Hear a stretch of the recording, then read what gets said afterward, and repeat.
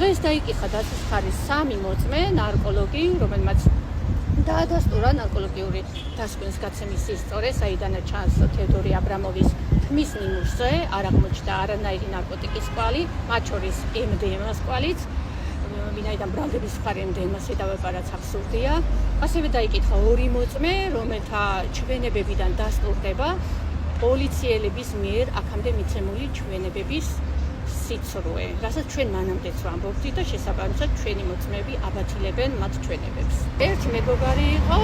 რომელსაც ჰქონდა ის ინფორმაცია, რომ თედოს ისაუბრებოდა იმ ღამეს, როცა დააკავეს მობილურ ტელეფონზე და რომ მოულოდნელად გაითიშა და შემდეგ უკვე ჰქონდა ის ინფორმაცია და განაცხადა, რომ დაკავებული თედორი აბრამოვის მობილური ტელეფონი დაკავებიდან დაახლოებით 3 საათში აქტიური იყო Facebook-ის მესენჯერში, რაც წარმოუდგენელია თუ კი ტელეფონს უკავდა, ასე ვთქვათ, აკავებ ადამიანს და ტელეფონს უკავ, ის თავისით ვერ შევა, ხო, ვერც Facebook-ზე და სავარაუდოდ არა, დიდი ალბათობით, როგორც თედორი აბრამოვი ამბობს, პაროლი მისცა ერთ-ერთ თანამშრომელს და ესე თვითნებურად გახსნა თავიანთი, ასე ვთქვათ, მითითებით თითქოს და დალუქული მობილური ტელეფონი, შევიდა და დაათვალიერა თედორი აბრამოვის პირადი მონაცემები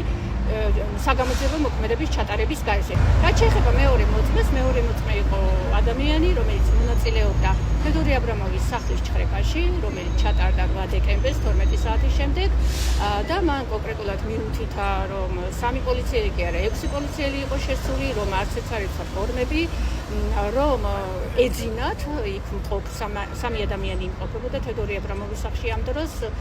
რომ ყველას ეძინა და უცებ თვალი რომ გაახილეს, სახლში დაინახეს 6 ადამიანი. სავარაუდოდ თედორი აბრამოვის გამოართვეს გასაღები და ისე შევიდნენ სახლში. დღეს დაცვის მხარემ დააყენა 2 შუამდგომლობა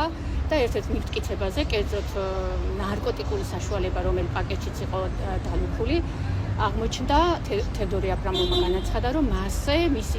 სახელის და გვარის გასწრება არსებული ხელისმოწერა მას არ ეკუთვნოდა. ამასთან დაკავშირებით დამატებით მემართეთ გენერალურ პროკურატურას შესაბამის საგამოძიებო მოქმედებების ჩატარების თაობაზე და საერთოდ საქმეზე გამოძიების დაწყების თაობაზე არაერთხელ გვაქვს ეს პირველი განცხადება არ არის დეკემბრიდან მოყოლებული, თუმცა პასუხები ჯერჯერობით არ გვაქვს და ამავე დროს პარალელურად ჩემო კოლეგამ მიმართა სამხაროების ექსპერტიზის ბიუროს კალიგრაფიული ექსპერტიზის ჩატარების თაობაზე დააყენა შუამდგომლობა, რის თაობაზეც გადაწყვეტილებას შემდეგ პროცესზე მიიღებს სასამართლო.